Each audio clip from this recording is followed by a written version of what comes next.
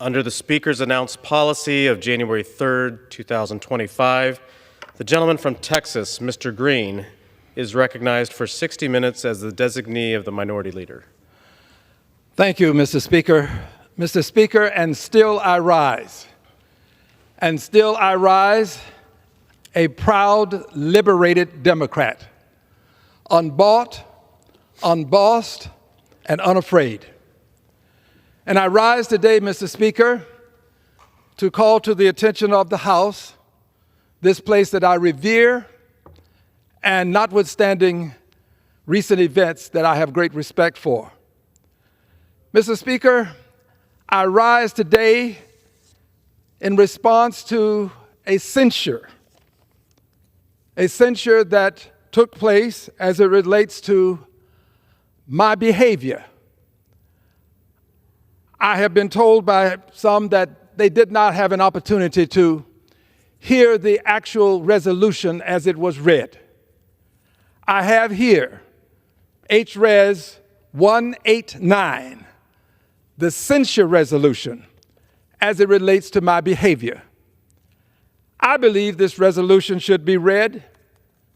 I am not in any way upset with the Speaker. I want people to know that the Speaker did what he was supposed to do. He did what he was supposed to do when we had the joint session of Congress. When I interrupted, the Speaker called it to my attention. He did it on multiple occasions. I have no reason in my heart to be upset with the Speaker. Later, persons came over and escorted me out. I appreciate them. They were very kind to me, the officers, very kind. They said kind words to me. And as a result of my behavior, I have been censured. I'm going to read the resolution and give some commentary. It reads, H-Res 189, in the House of Representatives, Mr. Newhouse submitted the following resolution, which was referred to the committee on, and the copy that I have does not have a committee. I'm not sure it was referred to a committee. It may have come straight to the floor. But regardless as to how it arrived, it did. And I'm not contesting the procedure. The resolution reads, censuring Representative Al Green of Texas. Whereas on March 4, 2025, during the joint session of Congress, convened pursuant to House Concurrent Resolution 11, the President of the United States, speaking at the invitation of the House and the Senate, had his remarks interrupted by the representative from Texas, Mr. Green. Whereas the conduct of the representative from Texas disrupted the proceedings of the joint address and was a breach of proper conduct.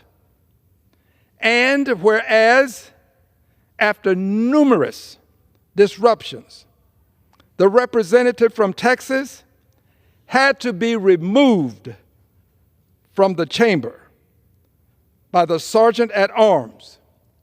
Now, therefore, be it resolved that 1, Representative Al Green be censured. 2, Representative Al Green forthwith present himself in the well of the House of Representatives for the pronouncement of censure. And 3, Representative Al Green is censured with the public reading of this resolution by the Speaker. Some things bear repeating. That concludes the resolution. But some things bear repeating. I respect the Speaker. I I have no ill feelings toward the Speaker, none toward the persons that escorted me away from the floor, because I did disrupt. And I did so because the president indicated that he had a mandate. And I wanted him to know that he didn't have a mandate to cut Medicaid. I did this because Medicaid is the only insurance many people have in this country. I am blessed. As I stand here now, there's a physician waiting. If something should happen, I will be taken to that physician. I have the best health care in the world. There are other people who have less than I. I would have them have what I have. But I surely will not stand by and see them lose what little they do have. Medicaid is for people who don't have the kind of health care that 435 members of Congress and 100 members of the Senate have. But they do have some health care. It has been approved by legislation that the Energy and Commerce Committee would cut $880 billion from their budget. The overwhelming majority of that budget has to do with health care. I see no way for this cut to take place without cutting into Medicaid. I am going to fight the cutting of Medicaid. I hope that this comment, this message that I'm giving today will deter them and cause them to go a different way. Then they can say, we were never going to do it. Al Green just had this false notion. Well, let me have it. Don't cut Medicaid. It's all they have. This is the richest country in the world. Mr. Musk has doctors. He will get the best health care. Let him understand that he should be on my side. He should be on the side of the people who need this health care. He has the ear of the president. Mr. Musk, speak to him. He listens to you. But for the grace of God, dear brother, you could be on Medicaid. You've just been blessed. Don't assume that it was your intellect that has caused you all of these great blessings that you've received. You've just been blessed beyond measure. Speak to the president and tell him that Medicaid ought not be cut. But I continue. I interrupted. I was said to be in need of sanctions. I came to the floor today, and while the speaker was reading, I recalled what happened in the 60s. I recalled when we were faced with adverse circumstances. We would sing a song that would inspire and encourage us to move forward with alacrity. The words were, "We shall overcome. We shall overcome. We shall overcome someday." Deep in my heart, I do believe that we shall overcome someday. That was an act of incivility. Why, Al Green, would you come to the well before your colleagues in the world and commit an act of incivility? Here is why. Because when the President of the United States, right there at that podium, addressed the members of Congress, Democrats seated on this side, seated, many of them saying nothing, the President of the United States looked upon them, pointed toward them, and said, I quote, and said, lunatics. The President of the United States at a joint session of Congress called members of Congress lunatics. That was an act of incivility. Incivility. There comes a time when you cannot allow the president's incivility to take advantage of our civility. And that's what's happening in this country. His incivility is overwhelming our civility. We cannot allow this. That act of incivility was in direct response to the president's incivility. Mr. President, you, sir, you were wrong when you pointed to the members of Congress and called them lunatics. Democrats, I might add, called them lunatics. The president hasn't been sanctioned. President hasn't been reprimanded. Censure of the president. The president is above the law. Supreme Court has said as much. He can do things that no other can do. Above the law as it relates to certain things, but not as it relate to all things. Not all. He is still subject to the norms of society. The decorum that you expect from me, you have to respect and expect from the president. Why would we allow him to use his incivility and expect me to continue to engage in civility as it relates to his incivility? Mr. President, there are some of us who are going to stand against your incivility. We have reached a point in our history where we have to hearken back to that which got us to this point in our history. I remember the 60s. I remember Dr. King. I remember the movement. I remember what it took to get me in this house. I'm not here because I'm so smart. I'm not here because of brilliance or good looks. I'm here because people made great sacrifices. And it was incivility. It was disruption. But they were prepared to suffer the consequences. We're going to have to resort to the same tactics that we used in the 60s. But we did it for a worthy and noble cause.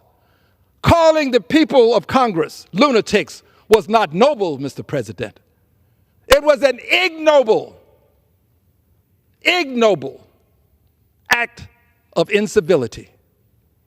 But I remember how we marched and how we protested. And I'm prepared to do it again. If you treat me like you treated me in the 60s, I'm going to respond the way I responded in the 60s.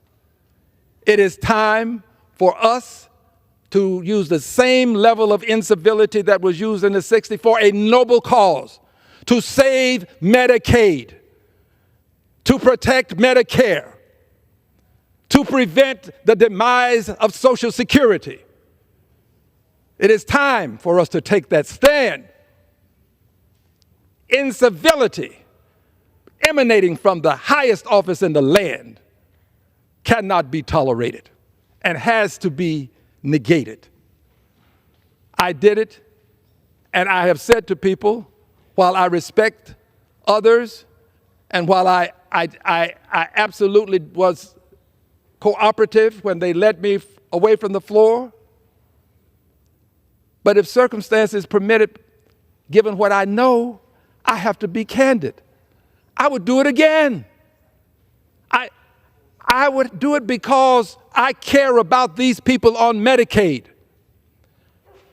For edification purposes, the state of Texas was accorded $100 billion. $100 billion Medicaid dollars. $100 billion Medicaid dollars sent to the state of Texas to help poor people. And what did the state of Texas do? The state of Texas rejected $100 billion for poor people and Medicaid. 100 billion, not million, 100 billion. State of Texas does not have the goodwill necessary to manage Medicaid dollars. If we block grant this money and send it to Texas, those who are in need of it will get less of it. We have to stand up for them. They are among the least in our society. Unfortunately, we have to stand up for them. So I'm standing up for those people. I will continue to stand, and I will continue to tell the world that this incivility has to be dealt with. We have to deal with the president's incivility. The name calling never ceases. Maxine Waters, he has assaulted verbally. Miss Wilson from Florida. The list goes on and on and on, as Congresswoman Waters is known to say. On and on and on. We sit and we watch with civility as he employs incivility. Yes, I said earlier, and I'm retreating to the point, that he has been given a certain amount of immunity. He has not been given absolute immunity. But he seems to have an inordinate amount of influence with his party. Inordinate. I see people doing things that I never thought I'd see them do. I see people who are conservative, that I have great respect for, doing things that I never thought I'd see them do. I'm not calling names. I'm just saying to you, friends, the president has an inordinate amount of influence. Inordinate, unusual, incomprehensible amount of influence. So the courts have given him a certain amount of immunity. His party has given him carte blanche to say anything, to come before the joint session of Congress and use the word lunatics as he refers to Democrats. The only thing left in ordinary times would be the courts. The court. Court orders are to be obeyed. I don't always like them, but I remember what John Lewis explained to me about peaceful protest. Protest, the court orders you to do certain things. You don't have to agree with it, but you do it. You'll be willing to suffer the consequences. Well, the courts are right now in the midst of, as best as they can, trying to give us the laws necessary to prevent certain things from happening. Mass layoffs. Mass layoffs have to be taken to court. Mass layoffs. No due process. No thought of what's happening in the lives of these people, that you just take a pen and with the stroke of a pen, you're off. No concern about children in school. No concern about loved ones who may be ill that they're taken care of, being the chief breadwinner for the family. No concern. You've got billions, Mr. Musk. Why should you care about the concerns of people who have much less, who are working every day to eke out a living? You have billions. You shouldn't worry about them. Worry about making more money. Go to the moon. Well, they don't have that luxury. I'm going to stand for them. Mass layoffs without any consideration. I just believe that this level of behavior, if conducted, committed, engaged in by one Barack Hussein Obama, when he was president, if he behaved in this fashion, he would have been impeached. he would have been impeached. I will go to my grave with this belief. We wouldn't allow these mass layoffs. We wouldn't allow these cuts to veterans, and we wouldn't allow Medicaid and Medicare and Social Security to be on the chopping block. He would have been impeached. And to be very honest, I would have voted for the impeachment, because I don't think that we should allow a president to circumvent what we know to be the requirements associated with the legislative process and with due process, which should be accorded people who are being fired, as it were. So you do these things. The courts are acting, and the courts should act. But there is a point in time, Mr. President, if your incivility allows you to disobey court orders, given that your party has given you carte blanche, given that you believe you have absolute immunity by virtue of what the Supreme Court has accorded you, and you don't have absolute, but I think you believe it. When you cross that line, and you, Mr. President, decide you will no longer honor orders from the judiciary, when you decide that Marbury versus Madison means nothing, when you decide that you are the supreme law of the land, on that day, we will have a dictatorship. And we are close, because you are continually inching right up to the line, and you're looking over to the other side. And at some point, regrettably, you may cross over.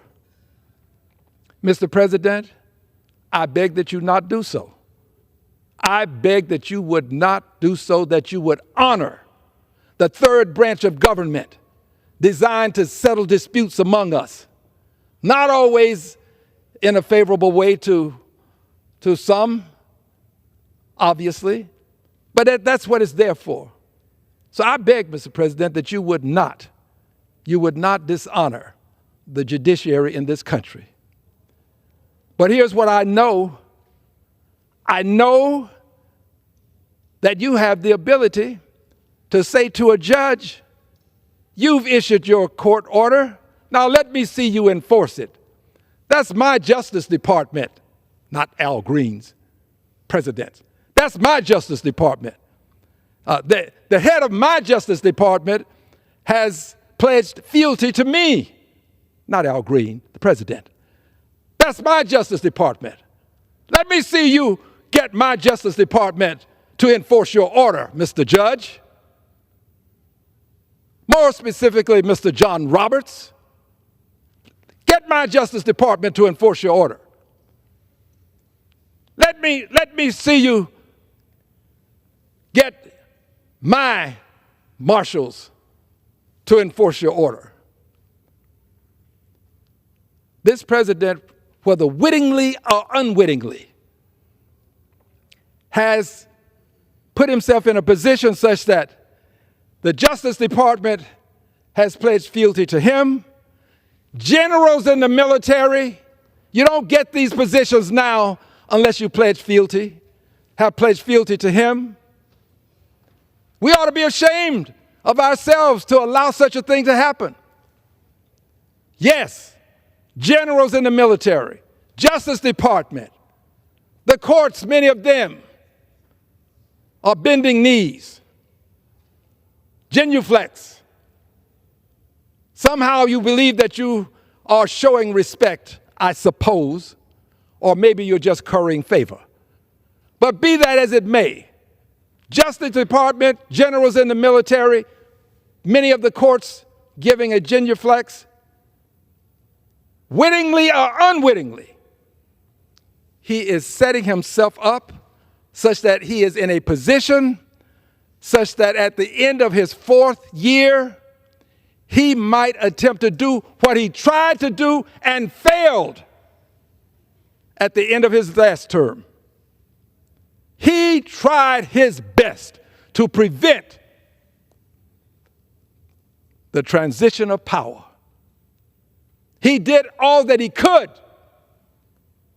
He encouraged persons to come over to the Capitol. People came and they literally broke into the Capitol. I was here. They came and they marched through the Capitol. And by the way, for doing it, the president has given them the ultimate reward. You, and you. Yes, you too. All of you. You are pardoned. You're given some sort of amnesty. You're okay. This is what the president has done. So wittingly or unwittingly, he is now in a position to make that same effort. Only this time, the Justice Department is with him, not with the Constitution. Generals in the military are with him, not with their oath that they've taken. The president, wittingly or unwittingly, has put himself in a position such that if he chooses to stay on beyond his term of office, if he chooses to do what a member of Congress has suggested that might be done by law, which is to give him a third term, in law, I hold no animus toward the member of Congress who's done this, filed the legislation. No animus to you, dear brother. But what we have done is witness a president who wittingly or unwittingly has put himself in a position such that he will have the power to enforce the inanity of not allowing a peaceful transfer of power. He literally is putting himself in that position, wittingly or unwittingly. He is. And as a result of his doing this, we have to not allow his incivility, his requirement of fealty, to prevent us from taking the necessary actions to protect liberty and justice for all, to protect government of the people, by the people, for the people, to protect what this country has in its great and noble ideals. We have to do what is necessary. I believe that we have to engage in a level of positive, righteous incivility. Positive, righteous incivility. The same kind of incivility that Dr. King engaged in, that John Lewis engaged in. This incivility would only be a counterbalance to the president's incivility. I'm not saying that we get into the name calling and stoop to the level that he does. I'm saying that when there are moments for us to have righteous incivility, we should. So now I'm back to where I started. Stood there in the House, the well of the House, other members with me. I never suggested to anybody that you do a certain thing. We did sing "We Shall Overcome." It was an act of incivility, but I want people to know that it was in direct response to the president's incivility at the joint session of Congress. He has not been reprimanded. He has not been censured. He won't be reprimanded. He won't be censured. However, there is one, as the president uses it in his parlance, one card. There's one card that we have. You told the president of Ukraine, you don't have the cards. Well, Mr. President, we have the cards. There are 435 of us with the cards. And the card, Mr. President, you know well, because on 2 occasions, these cards have been utilized to check you. You don't always get convicted when you're indicted, but you do get indicted. And if you continue with this line of behavior, you may not just simply be indicted. That means impeached. You may be more than impeached. There may be a Senate that has the will to live up to the ideals in the Constitution. And when that Senate does so, you will no longer be president. There are 435 cards. Mr. President, I have one of those cards. I have one of them. You are a Goliath. You are Goliath. You now have control of the Justice Department. You have the generals pledging fealty. You are a Goliath, Mr. President. But there are 435 Davids. 435 Davids.